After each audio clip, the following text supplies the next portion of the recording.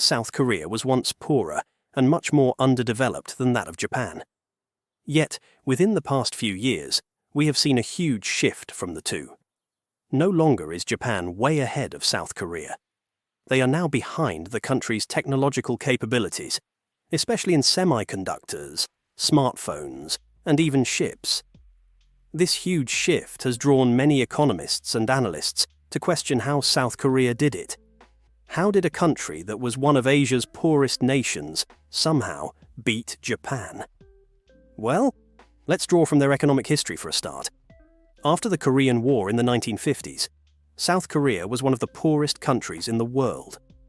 Ravaged by war and colonial exploitation, the nation lacked the natural resources and industrial base required for significant economic growth. Japan, in contrast, was experiencing a rapid post-war recovery. The United States had poured billions of dollars into Japan to rebuild its economy as a buffer against communism, resulting in Japan becoming one of the most advanced economies by the 1970s. South Korea's initial post-war strategy revolved around heavy reliance on foreign aid, particularly from the United States. However, by the 1960s, South Korea began to adopt a more aggressive, state-led approach to economic development under the authoritarian regime of Park Chung-hee. His government embarked on a strategy of export-led industrialization, focusing on building key industries such as steel, shipbuilding, and electronics. While Japan already had a well-established industrial base by this time, South Korea's transformation was just beginning.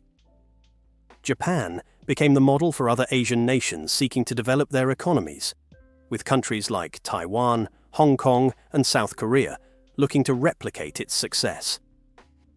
The key difference was that Japan's economic growth was more organic, built over time with a significant pre-war industrial base, while South Korea's rise was more state-directed and accelerated. A pivotal aspect of South Korea's rapid rise was the role of the chaebols, large family-owned conglomerates that dominated the nation's economy. These conglomerates, including Samsung, Hyundai, LG, and SK Group, became engines of growth for South Korea. The government provided extensive support to these firms through favorable policies, easy access to capital, and subsidies, ensuring that they became globally competitive.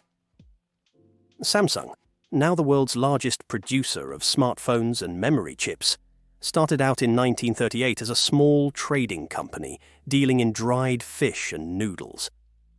By the 1960s, it had shifted its focus to electronics and semiconductors.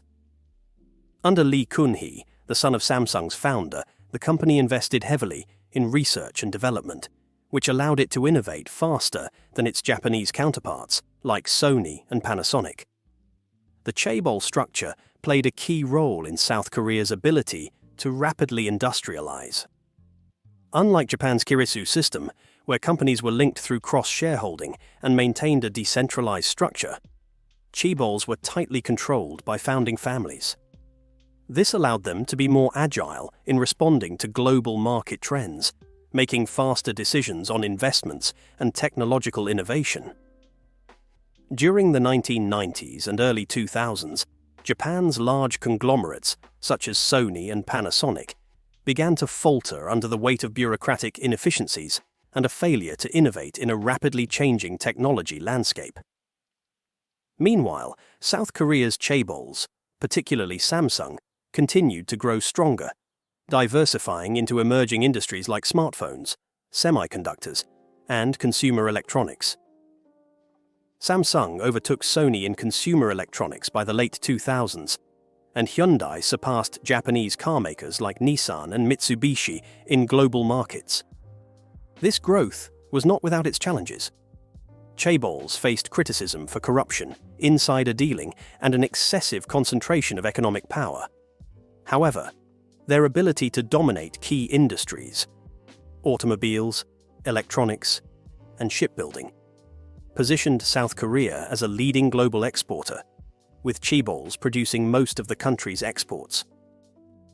By 2017, South Korea ranked fifth globally in terms of export volume and maintained a trade surplus larger than Japan's, which had slipped behind. One of the key reasons South Korea was able to overtake Japan economically lies in its capacity for innovation and its aggressive push into high-tech industries. Japan, once the global leader in consumer electronics and manufacturing, struggled to maintain its edge in the face of changing global markets and a declining domestic economy. South Korea, in contrast, invested heavily in research and development and focused on sectors such as semiconductors, 5G technology, biotechnology, and artificial intelligence. The rise of South Korea's semiconductor industry is a particularly striking example of this shift.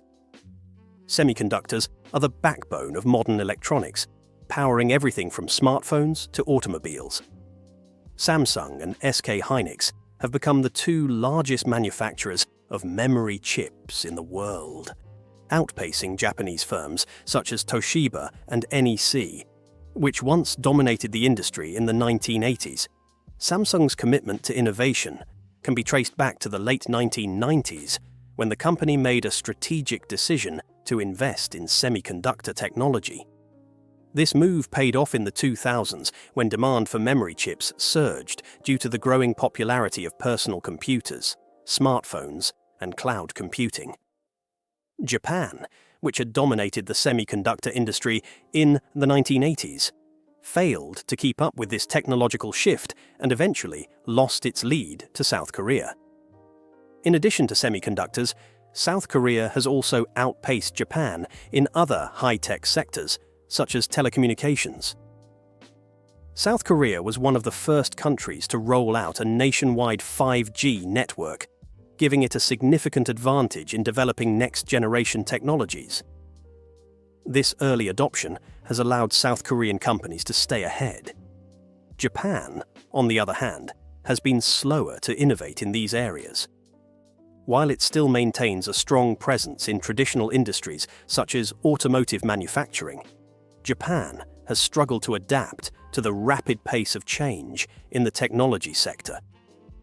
This failure to innovate has contributed to Japan's economic stagnation, while South Korea has continued to grow.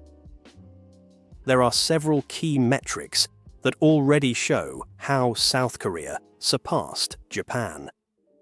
South Korea's GDP per capita, when adjusted for purchasing power parity, PPP, has surpassed Japan's in recent years. While Japan's economy remains larger overall, South Korea's per capita income is higher, reflecting a higher standard of living for its citizens. This is a significant milestone, considering that South Korea was one of the poorest countries in the world just a few decades ago. Innovation and technology, as often repeated in this video, is also a crucial part. South Korea has become one of the most innovative countries in the world, ranking at the top of the Bloomberg Innovation Index multiple times in recent years. Japan, while still a global leader in patents, has seen its position in the innovation rankings slip. Japan's economy has also become more inward-looking in recent years, while South Korea has continued to expand its trade relationships, particularly with China and Southeast Asia. Additionally, South Korea has made significant investments in education, which has contributed to a more skilled workforce. In Japan, stagnating wages and rising inequality have eroded living standards for many citizens. While Japan once boasted one of the highest standards of living in the world, it has struggled to maintain that position in recent years. South Korea, on the other hand, has seen rapid improvements in living standards, particularly in urban areas like Seoul, where the quality of infrastructure, healthcare, and education rivals that of any major city in the world. South Korea's rise above Japan in terms of economic growth, living standards, and technological innovation is a remarkable achievement. Once a war-torn country reliant on foreign aid, South Korea is now a global economic powerhouse, driven by its innovative chaebols, cutting-edge technology, and strategic investment in high-growth sectors. While Japan still remains a significant global player, its stagnation in key areas has allowed South Korea to pull ahead. But anyway, do let us know what you think. Thanks for watching.